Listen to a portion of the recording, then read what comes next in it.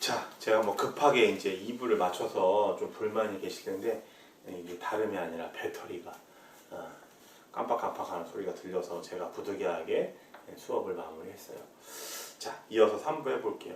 상당히 저도 애로점이 많아요. 배터리 이 시간도 그렇고 시간도 이게 촬영 시간도 이게 정해져 있잖아요. 배터리 수명에 따라서 참으로 저는 사실 강의 열심히 하고 여러분들 질문 잘 받아주고 연구 많이 하면 되는데 이런 것까지 제가 다 하려니까 너무 힘드네요. 그죠? 이런 것들 좀 지원해 주면 좋겠는데 또 코로나 상황이니 더 어렵고요. 이런 것들을 지원받기도 여러분들 이해해 주셨으면 좋겠어요. 자, 이어서 해봅시다. 자, 그래서 어디까지 말씀드렸냐면 경영학적인 여러 가지 실제들, 그러니까 적용된 것들, 뭐 임금 체계가 어떠냐, 조직의 전략 체계가 어떠냐, 이 말 너무 어려운가? 조금 전에 제가 호봉제 말씀드렸는데 호봉제라는 이론을 알고 있어야 호봉제가 뭐라고 했죠? 연차나 월차가 올라가면서 급여가 상승하는 거. 왜 상승해요? 그만큼 경험을 중시한다는 얘기죠. 그죠? 예를 들면 한 조직에서 1년 일한 사람보다는 5년 일한 사람이 그 조직에 대해서 더 잘 알고 동일한 일을 했어도 경험이 많으니까 일을 더 잘할 수 있는 가능성이 높겠죠. 그래서 그것들을 인정해줘서 급여에 반영하는 것이 호봉제다. 그럼 호봉제를 어떻게 설계할 것인가? 이런 것들은 실제에 관한 얘기잖아요. 응용해서. 그래서 항상 이 애플리케이션은 티어레티컬, 이론적인 것들을 바탕으로 하고 경영학에 있어서 이론과 응용에 있어서의 조화는 상당히 중요하다. 그래서 이제 뭐 저도 컨설팅을 했지만 컨설팅을 할 때 이런 대부분 뭐 예를 들면 뭐 조금 전에 말씀드렸듯이 뭐 호봉제를 설계한다, 연봉제를 설계한다, 조직의 어떤 전략 체계를 수립한다, 이런 것들이 다 응용되는 것들이거든요. 조직에 대한 기본 지식을 가지고. 근데 그거를 오랫동안 하다 보면 이 이론들이 좀 무시될 수 있어요. 그러면은 한계가 있다. 그냥 어떤 제도만 시스템만 만들다가 끝나는 거죠. 항상 경영학에 있어서 바탕이 되는 건 이론이라고 저는 생각해요. 이론을 무시해서는 안 된다. 그런데 여러분들이 우리 경영학 기초 과목에서 공부하실 내용은 조직 이론에 관한 것들이 상당히 많다라는 거예요. 그죠? 이론적으로 일단 공부한다. 그리고 처음부터 너무 작게 들어가면 어려울 수 있으니까 크게 들어간다. 미시거시가 어려우면 이렇게 생각하시면 될 것 같아요. 우리나라 고속도로를 보면 뭐 크게는 영동고속도로 있고 경부고속도로가 있고 서해안고속도로 있잖아요. 근데 크게 보면 그런데 가까이 가서 들여다보면 수많은 어떤 뭐 인터체인지와 뭐라고 하죠? 교차로라고 하나? 교차점? 이런 것들이 존재하잖아요. 작게 보면 그렇게 생각하시면 되겠어요. 아니면 뭐 마이크로 그런 건 현미경으로 본다라고 생각하시면 되고요. 근데 처음에는 우리가 큰 관점에서 크게 본다, 이론적으로 조직을 본다, 이렇게 다시요.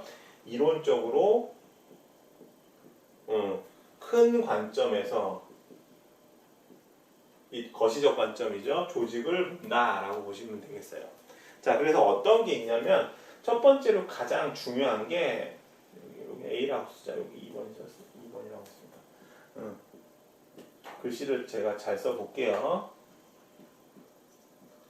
Organizational Structure라는 주제가 있어요. 이거 우리말로 번역하면 뭐죠? 일부러 영어 먼저 썼어요. 우리말 먼저 써야 되는데 우리말로 번역하면 이제 조직 구조라고 해요. Organization Structure, 조직 구조. 이 구조란 말이 뭐예요? 구조 어떻게 짜여 있느냐, 짜임새에 대한 얘기죠. 짜임새. 이 말도 어렵나? 자, 그러면 우리 대한민국, 특히 남한만 보면 어떻게 구성되어 있어요? 이 구조를 보면 크게 행정구역을 보면 경기도, 강원도, 충청도, 그죠? 뭐 전라도, 경상도, 제주도 이렇게 있죠. 뭐 북한 지역 포함하면 뭐 함경도, 뭐 평안도 이렇게 있고 황해도 있고요. 더 쪼개면 뭐 충청도도 충청남도와 북도가 있고 충남도에 보면은 뭐 이제 다른 독립된 이제 행정구역이지만 대전시도 안에 포함되어 있고 경기도도 마찬가지죠. 서울이 포함되어 있고요. 이런 것들이 짜임새예요. 자, 우리 실제로 조직 얘기로 들어가 볼까요?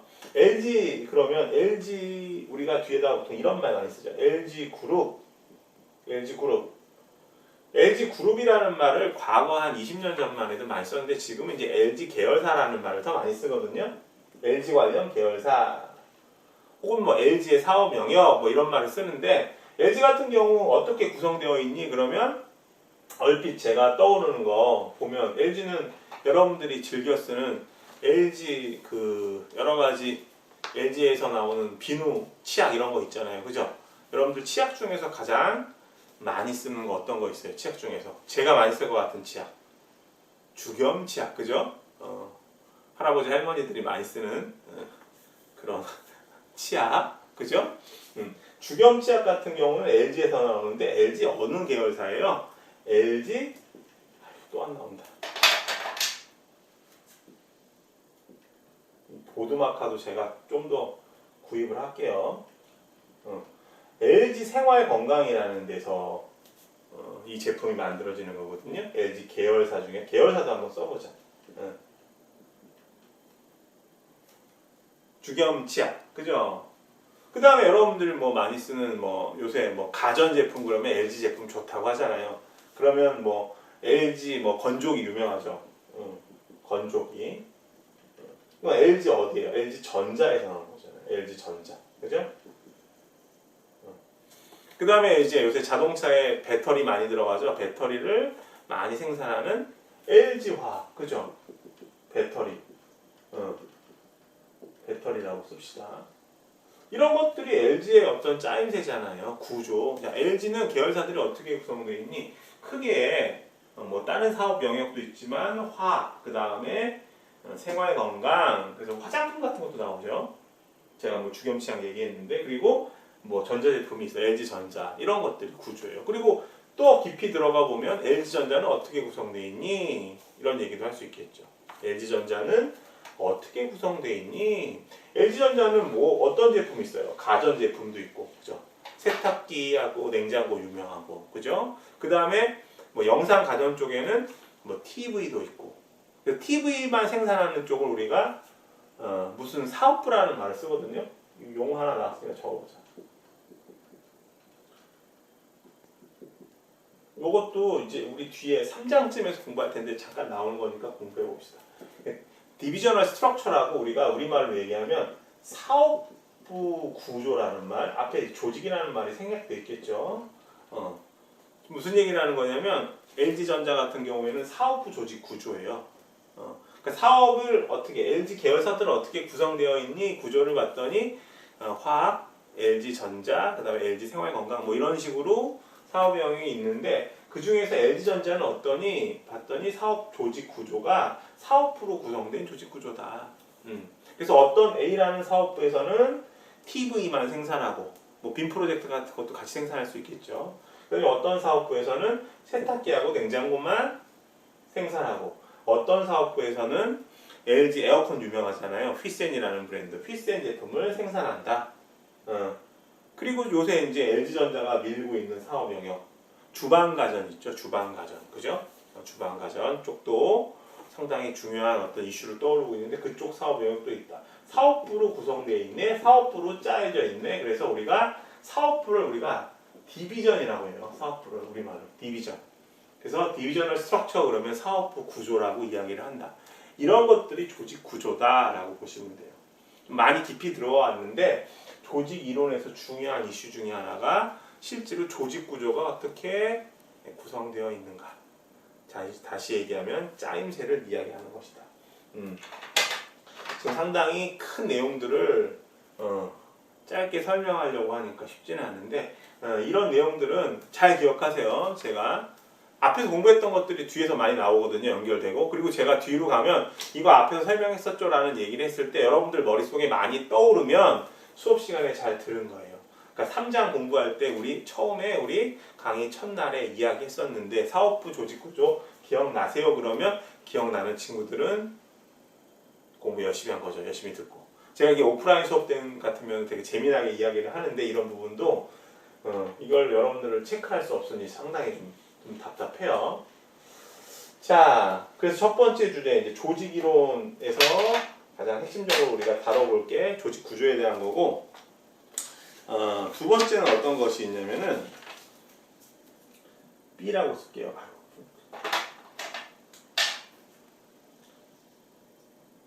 조직 이론이라고 하면 헷갈릴 수 있겠다. 조직 연구 흐름. 조직 연구 흐름이라는 주제가 있어요. 이것도 중요한데 쉽게 얘기하면 경영학에 대한 연구가 어떻게 진행되어 왔는지에 대한 어떤 히스토리가 된다. 역사가 될 수 있다라는 거죠. 자, 예를 한번 들어서 봅시다. 우리가 음악 미술도 역사가 있죠. 그죠? 음악 미술도 역사가 있어요. 음악 미술도 역사가 있어서 우리가 예를 들면 뭐 이런 말 하잖아요. 뭐 바로크 음악. 그죠? 바로크 시대의 음악은 어떠니? 언제부터 시작됐니? 그럼 뭐 16세기 후반서부터 18세기 중반까지 다 이야기를 막 해요. 그러면 이 바로크 음악에 있어서의 특징은 어떠니? 그리고 우리가 알 수 있는 음악가들은 누구니? 그러면 뭐 후기 바로크 음악으로 가면 뭐 코렐리라든가 비발디, 그죠? 그 다음에 뭐 바흐나 핸델이 있어. 이런 식으로 이야기하면서 그 시대의 어떤 음악적 특징들을 뭐 이야기하잖아요. 뭐 바로크 시대의 음악적 특징은 통주 저음이다 뭐 이런 얘기하고, 그죠? 저도 무슨 말 하고 있는지 모르겠어요. 근데 어찌 됐건 경영학에 있어서도 이런 역사적 흐름이 있다. 음악사나 미술사는 그 역사가 상당히 방대한데 현대 경영학의 역사는 상당히 짧아요. 언제부터 시작됐냐면 20세기 초반부터 시작돼요. 그래서 혹시 이제 그 전에 경영학 원론 과목을 들은 친구들은 재수강하는 친구들도 있겠지만 기억나는 사람이 있을 텐데 뭐 대표적으로 뭐 이런 사람이 있죠. 뭐 테일러, 그 다음에 뭐 베버, 그 다음에 뭐 페올 이런 사람이 있을 수 있겠네요. 이런 사람들은 이제 그 경영학 연구에 있어서 어떤 옛날 연구를 했다라고 해서 이제 클래식이라는 말을 붙이거든요. 클래식 고전 연구. 이거는 우리가 5장에 가서 챕터 5에 대해서 챕터 5, 6에서 자세하게 공부할 거예요. 그죠? 우리 경제학을 공부할 때도 경제사 부분 공부하잖아요. 그래서 각각의 연구 흐름이 어떠냐, 그 연구에 있어서의 특징은 무엇이고 어떤 분야가 중점적으로 연구됐느냐, 경영학을 이론적으로 크게 접근해 볼 수 있는 분야라고 할 수 있죠. 자, 이 정도로 설명하고 자세한 내용은 5장, 6장에서 우리 자세하게 공부할 것이다. 이렇게 정리하시면 될 것 같고요. 그 다음에 이제 마지막으로 조직 이론 중에서 이런 것들이 있어요. 큰 관점에서 corporate governance. 이거는 이제 기업 지배 구조라는 말을 쓰거든요. 기업 지배 구조. 내용부터 좀 정리해보면 무슨 얘기냐면 실제 조직을 누가 이끌어가는가, 조직을 누가 이끄는가 라는 얘기예요. 이해 안 되시죠? 이렇게 제가 말씀드리면 지배구조. 자, 예를 한번 들어봅시다. 여러분들이 잘 알고 있는 그 박진영이라는 분 아시죠? 박진영. 이 사람이 갖고 있는 회사가 뭐예요? JYP? 그죠? 진영박? 박진영이라는 그 엔터테인먼트 회사가 있는데 이 사람이 박진영이라는 사람이 JYP에 여러분들 주식회사라는 말 들어보셨죠? 주식회사. 주식회사는 주식을 발행해서 운용 자금을 마련하는 거거든요. 왜냐하면 조직을 운영할 때 돈이 필요하니까 주식을 발행해서 투자자로부터 투자를 받는 거예요. 예를 들면 제가 아까 우원스 닭도리라는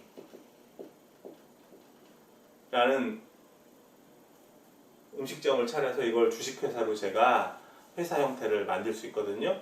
그러면 이제 제가 주식을 갖다가 이제 발행하려면 뭐 여러 가지 조건이 있는데 그것까지 설명드리려면 너무 복잡하니까 어쨌든 제가 뭐 이제 한 주당 10,000원씩 해가지고 이 주식을 갖다가 이제 투자자들에게 이제 주식시장을 통해서 거래가 이루어지도록 하면 저한테 돈이 들어오겠죠, 그죠?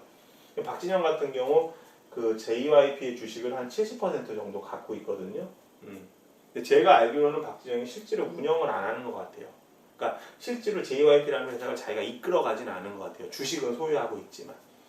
이런 경우 이제 우리가 주식 소유한 사람하고 경영하는 사람이 분리돼 있다라고 이야기를 하거든요. 무슨 얘기냐면 지금 박진영이 JYP의 주식을 70% 이상 갖고 있으면 상당히 많은 주식, 거의 3분의 2 이상의 주식을 갖고 있는 거잖아요. 근데 그런 경우 직접 회사를 운영하는 경우 있거든요. 이런 경우를 우리가 두서없이 쓰네. 오너 매니지먼트라고 해요. 자, 매니지먼트 줄여서 MGT로 쓸게요. 우리말로는 소유 경영. 그러니까 주식을 보유한 사람, 주식회사의 경우 지분, 용어가 자꾸 나와서 죄송한데, 그러니까 주식을 보유한 사람이 직접 경영을 하는 걸 우리가 소유 경영이라고 해요. 그죠? 자, 삼성전자 같은 경우 예를 들어 볼게요. 삼성전자 주식을 이제 여러 사람이 갖고 있을 텐데 그 중에서 가장 많이 갖고 있는 사람이 누구겠어요? 이건희 회장, 돌아가신 이건희 회장의 아들인 이재용 씨가 많이 갖고 있겠죠, 그죠? 한 10% 정도 갖고 있을래나? 15% 갖고 있을래나? 그러니까 대주주니까 그 사람이 여러 주주를 대표해서 실제로 조직을 이끌어 나가죠. 무슨 경영? 오너 경영, 소유 경영이라는 말을 써요. 그리고 박진영 씨 같은 경우 이제 경영에 참여하지 않고 있다라고 한다면, 이건 제가 확인을 좀 해봐야겠어요. 듣기로는 이제 직접 경영을 안 한다고 들었는데, 경영자가 따로 있는 거니까, 그죠? 주식을 보유한 박진영 씨, 70%를 보유한 박진영 씨 외에 경영을 하는 사람이 있으니까, 이건 경영에 있어서 전문성을 가진 사람이 경영을 한다라고 해서 프로페셔널 매니지먼트라고 해요. 전문 경영. 그러니까 소유와 경영이 따로 분리되어 있는 거죠. 지금 제가 말씀드리는 게 뭐냐면 코퍼레이트 가버넌스, 기업 지배 구조, 누가 기업을 이끌어 나가느냐, 이런 것도 이론적인 관점에서 조직을 이해하는 데 상당히 중요하다. 요것도 우리가 3장에서 자세하게 배울 테니까 혹시 좀 제가 아주 구체적인 내용을 좀 이제 줄여서 설명을 드려서 이해가 안 가셨다면 그때 참고하셔도 좋고요. 이 부분에 대해서 질문하셔도 좋습니다. 자, 이렇게 정리를 해봤고요. 지금 겨우 이제 2, 4분면 하나 끝났네요. 끝난 거는 한번 S표 한번 해보자. 자, 그 다음에 우리가 이제 볼 게 옆으로 확 넘어가 봅시다. 자, 1, 4분면으로 가봅시다. 이거 제가 지울게요. 이 학교에서 수업하면 보드도 크고, 그죠? 필기도 더 크게 하고 그러는데, 이것도 제가 나름대로 큰 거를 개인적으로 구입했는데, 한계가 있네요. 자, 1로 넘어가 봅시다. 2번은 뭐라고 써 있어요? 거기 보시면 2번은 스트래티직 매니지먼트라고 써 있죠. 우리말로 번역하면 전략 경영이라고 해요. 줄여가지고 SM이라고는 잘 안 하더라고요. 뭐 이수만 거기도 아니고, 그죠? 그냥 여러분들 스트래티직 매니지먼트라고 기억하시면 좋을 것 같아요. 전략 경영은 뭐냐? 전략 경영은 매크로한 관점에서, 거시적인 관점에서 이론적인 조직에 대한 지식을 바탕으로 응용하는 것이다. 제가 아까 OT 부분이었죠, 여기. Organizational Theory. Organizational Theory에서 어떤 주제를 우리가 주로 배웠어요? 복습이에요. 조직 구조, Organizational Structure, 그죠? 그 다음에 조직이 어떻게 연구되어 있는지, 어떤 그 조직 연구의 흐름들 시기별로, 그 다음에 뭐 지배 구조, Corporate Governance, 이런 것들을 우리가 공부했잖아요. 그러면 그런 이론을 바탕으로 실제로 전략을 수립할 수 있다는 거예요. 전략 경영이란, 전략이라는 말은 한마디로 하면 조직의 운용 방향성을 결정하는 거거든요. 자, 예를 들어 봅시다. 운용 방향성에 대한 개념 설명해 드리는 거예요. 애플이 삼성전자와 치열하게 경쟁을 한다. 애플이 삼성에 비해서 상당히 아쉬운 점은 뭘까요? 삼성전자 같은 경우에는 이제 계열사도 많고 우리나라에서 대기업이고, 그러다 보니까 여러분들 되게 가고 싶어하는 조직이잖아요. 큰 회사잖아요. 그러다 보니까 인력풀이 상당히 좋아요. 그죠? 인재들이 차고 넘친다고요. 그리고 자금력도 풍부해. 애플은 상대적으로 규모가 작죠. 그죠? 삼성에 비해서, 삼성전자에 비해서. 그러다 보니까 자금력에 있어서 조금 어려울 수 있어요. 그죠? 뭐 이런 경우 상황이 처해져 있을 때 과연 애플과 삼성이 취할 수 있는 운용 방향성은 뭐냐? 이런 것들을 우리가 생각해 볼 수 있다는 거죠. 그러려면 철저하게 조직에 대한 것들을 우리가 이론적으로 조직에 대한 여러 가지 이슈들을 이론적으로 잘 파악하고 있어야 돼요. 애플의 조직 구조는 어떠니? 지배 구조는 어떠니? 삼성전자의 지배 구조는 어떻게 되니? 조직 구성은 어떤 식으로 이루어졌니? 구조는 어떠니? 그죠? 이런 것들을 토대로 해서 우리가 하나의 운용 방향성을 도출해낼 수 있다. 다시요. 잠깐 딴 생각한 친구들 다시 한번 들어보세요. 삼성전자의 조직 구조, 애플의 조직 구조 이런 것들은 그야말로 이론적인 거잖아요. 그죠? 삼성은 지금 오너 경영을 하는데 오너 경영의 장점은 뭐야? 강력한 리더의 카리스마가 있어서 조직이 위기 시에도 그 위기를 극복할 수 있는 찬스가 생길 수 있어. 그렇다고 한다면 지금 삼성은 어떤 식으로 가야 해? 그러니까 조직 이론을 바탕으로 운용 방향성을 생각해 볼 수 있잖아요. 그죠? 그래서 전략 경영은 조직 이론을 바탕으로 이루어지는 것이 맞다라는 거예요. 이해되셨죠? 요 정도로만 하고 요 부분은 우리 이 과목에서 챕터 7과 8에서 많이 다룰 테니까 여러분들이 공부를 열심히 하셨으면 좋겠어요. 그래서 지금 우리가 이 경영학, 원론, 경영학 기초, 경영학 이해, 여러 가지 이제 이름으로 이야기하는데 주로 많이 다룰 수 있는 부분들은 매크로한 관점에서 접근을 할 거예요. 우리가 이제 학년 올라가면 이제 마이크로한 관점으로 우리가 조직 인사 영역을 접근할 수 있죠. 자, 이 정도로만 정리하고요. 우리 챕터 7, 8장에서 자세하게 공부한다. 이렇게 이야기를 하면 좋겠습니다. 조금 더 얘기해 볼까요? 아쉬우니까. 그래서 전략 경영 같은 경우에는 뭐가 중요하냐면 분석이 상당히 중요하다. 분석 활동이 상당히 중요하다. 어널리시스가 상당히 중요하다. 조직 내부에 대한 분석. 우리 조직이 어떤 특징을 갖고 있니? 현재 우리 인력은 어떻게 돼 있고, 자금은 어떻고, 회계 상황은 이래. 외부는 우리가 활동하는 어떤 그 산업 분야는 경쟁이 상당히 치열해. 그리고 우리는 그 중에서 업계 3인데 우리가 2등 하는 업체를 제치려면 어떤 걸 해야 돼? 뭐 이런 얘기 할 거 아니에요. 그러려면 조직 내 외부를 철저하게 분석을 해야 된다라는 거죠. 그래서 이제 고학년 되는 친구들은 한 번쯤 들어봤겠지만 뭐 수학 분석이라는 거 많이 이야기하잖아요. 요거 간략하게만 얘기할게요.